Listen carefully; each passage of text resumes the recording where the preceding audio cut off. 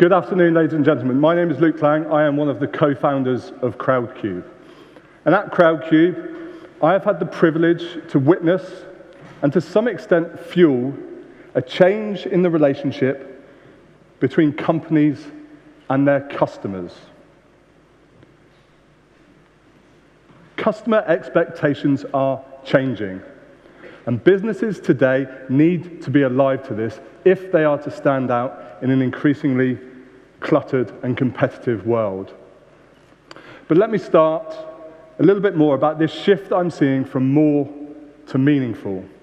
And for me, it starts in the 1980s, an era that was defined by excess, money, materialism. That was fueled further in the 1990s by the dot-com boom, when people's consumption literally skyrocketed. At the turn of the millennium, we saw social media create a frenzy for more friends, more followers, more likes. To some extent, this decade, I think we've seen businesses like Money Supermarket, like Google, Amazon, eBay, seek to filter and organize and sort this overwhelming onslaught of information. But today, as we stand at the dawn of a new decade, the 2020s, I think we're starting to see a new consumer to emerge, a more considered consumer that's conscious and aware of the decisions that they make. And actually, they're starting to realize that more doesn't necessarily make them happy. And actually, what they really crave is fewer, more meaningful relationships, more authentic experiences. And it turns out that this is backed up by science, the science of relationships. Now, British anthropologist Robin Dunbar studied this, and he found that humans have a natural limit to the number of meaningful relationships that they can sustain at any one time. And it's about 150. And when you start to look at and take into account the closeness and intensity of those relationships, then that number starts to fall. So you only actually have around 100 casual friends, just 35 good friends, just 10 best friends. And you've only got room in your life at any one time for just 4 or 5 really close, intimate friends. So it turns out, although we think we want more, the reality is our physiology limits us to the number of meaningful relationships we can sustain. And for me, I believe this has a profound effect for businesses and brands. And we're starting to see those same limits apply to brand relationships. How many businesses do you really believe in? How many businesses inspire you? How many businesses reflect your views and values in the world? How many businesses inspire new views and values? I bet it's just a handful, right? Just a cherished few. Now for me, these businesses stand out. Apple, for obvious reasons. Finisterre is a business based down in Cornwall, a clothing company. They have a passion for the environment and for sustainability. Monzo, the challenger bank. Monzo made it cool for people like you and me to love our bank again. That is probably the greatest achievement of any business in the last decade. The Boston Tea Party, They knowingly sacrificed revenue in the short term to become the UK's first coffee chain to ban single-use cups. Brewdog, they're on a mission to make everyone as passionate about craft beer as they are. What is not to love about that? But all of these businesses have something in common. They center themselves around something meaningful. They inspire their community in an authentic way.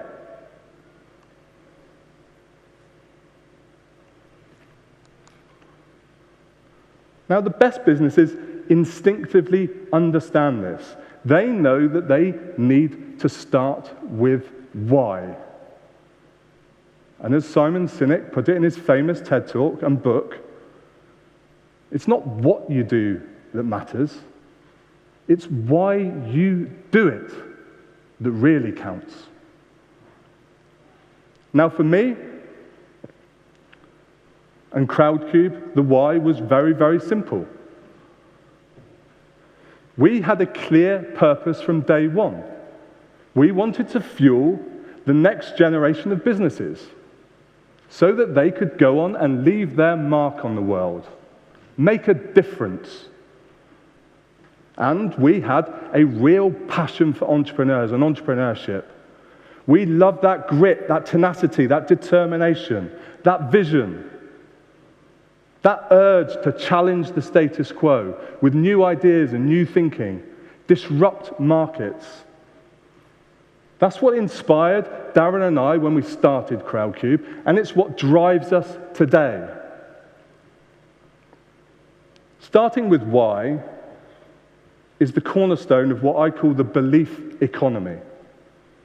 Brands that start with a clear purpose, an authentic set of beliefs, and they inspire people.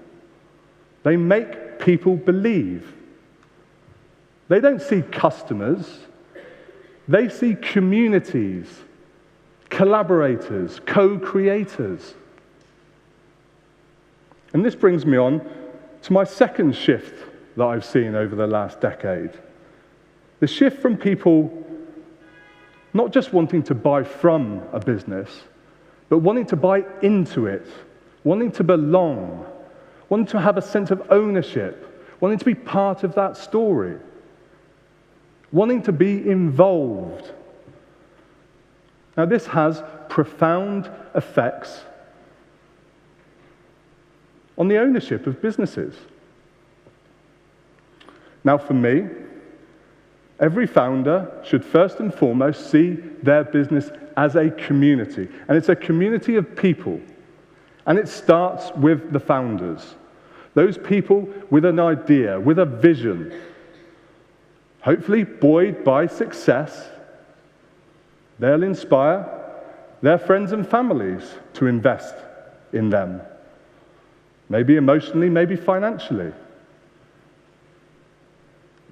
Hopefully, they'll inspire an angel investor to put some money in. Maybe a VC will put someone else's money in. The really ambitious businesses, they understand that they need to extend that ownership beyond purely their investors, to their team, to their employees. It can help attract, retain, and motivate your employees. Research on behalf of HM Treasury showed that for companies with employee share option schemes, productivity increases by 2.5%. But the most progressive, the most forward-thinking businesses, they're looking to extend that ownership out beyond the company, to their customers and their community. They want to bring their customers closer. They want to give them a sense of ownership. Now, the benefits for doing this, beyond the capital, the investment, the cash that you get, are really now starting to be understood. A supporter that you turn into a shareholder will be more engaged in your business. They will be more loyal, less likely to leave, more likely to advocate your business, more likely to tell their friends, refer a friend. They'll spend more money. But that's not why you should do it. You should do it because it creates an emotional connection between the company and the customer. You start to become one of those cherished few brands that they really believe in, that they really want to be a success. And for me, there are a couple of great examples of this. Brewdog and Monzo. Both are brilliant British success stories. Both are unicorns. Both have raised money with Crowdcube. Both are united with a real sense of purpose. And both have a passion for their communities. Monzo really believes that its community is the heart and soul of everything that it does. Therefore, it made complete sense to them to invite their customers to become shareholders. And when they did it, their customers loved it. On Crowdcube back in 2016, when Monzo was still just a startup, they raised £1 million in 96 seconds. 96 seconds. More recently, they raised £20 million from over 36,000 investors. The capital is great, no doubt about it, but that's not why they do it.